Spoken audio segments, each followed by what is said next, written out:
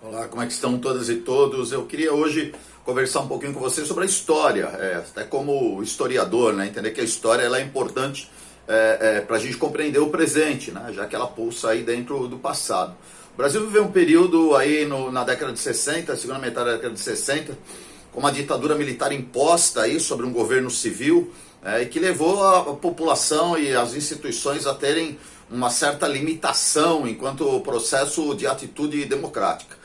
Os militares vão instaurar aqui os atos institucionais para poder governar tranquilamente. E se não basta isso, entre todos os atos institucionais, o AI-5 será o ato institucional mais repressivo, não só em relação aos indivíduos, onde a gente vai ter a condição, digamos, desse governo poder atuar sobre os indivíduos, né? Professores, estudantes, médicos, membros da igreja, empresários contrários a esse governo, serão fortemente repreendidos, serão torturados, vão desaparecer. Se não bastasse isso, vai haver uma intervenção também nos estados, interventores e não membros do executivo e do legislativo escolhidos democraticamente. Portanto, vai haver uma intervenção onde vai se fechar as câmaras municipais, onde vai se impor aí no próprio Congresso Nacional, aí, né, um fechamento desse Congresso. As representações legislativas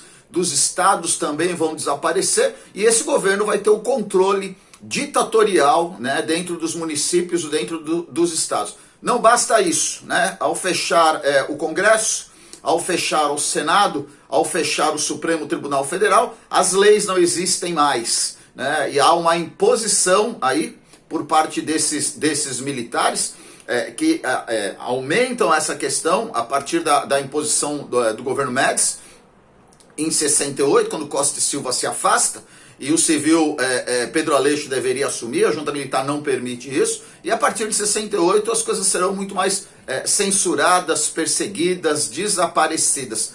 A reflexão que se faz, historicamente falando, é que num regime democrático, e o povo erra, e no regime democrático os seus representantes erram, e a gente pode fazer um repensar desse erro, né? No regime militar não, no regime militar, numa ditadura, a imposição está colocada para beneficiar alguns, alguns membros aí da sociedade, e efetivamente a liberdade ela vai desaparecer. Então a gente tem que pensar que a história nos mostra que houve o nazismo sim, que houve a escravidão sim, e que houve o ato institucional. A questão não é só saber que houve essas questões históricas, mas é saber o que elas representaram. E o ato institucional número 5, ele representou um total cerceamento das pessoas, inclusive de andar à rua, inclusive de ir às universidades, inclusive de ir ao trabalho, porque você vai ter grupos aí, inclusive paramilitares, que hoje a gente chama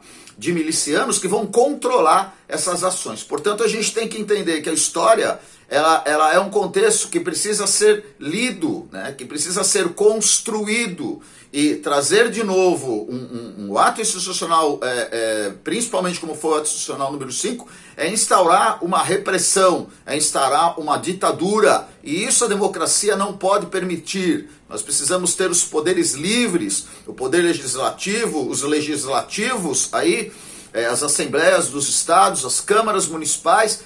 Fazemos escolhas diretas aí, né, nos municípios, nos estados. Devemos ter um Senado livre, devemos ter um Congresso livre, e aí debater sim, debater ideias, debater quem está lá. Porque numa ditadura militar e no ato institucional, ela fica com um controle que é um controle monocrático, imposto, e que em um momento ou outro vai atingir todo mundo essa repressão e essa exclusão. Portanto, ditadura militar, nunca mais. Um grande abraço.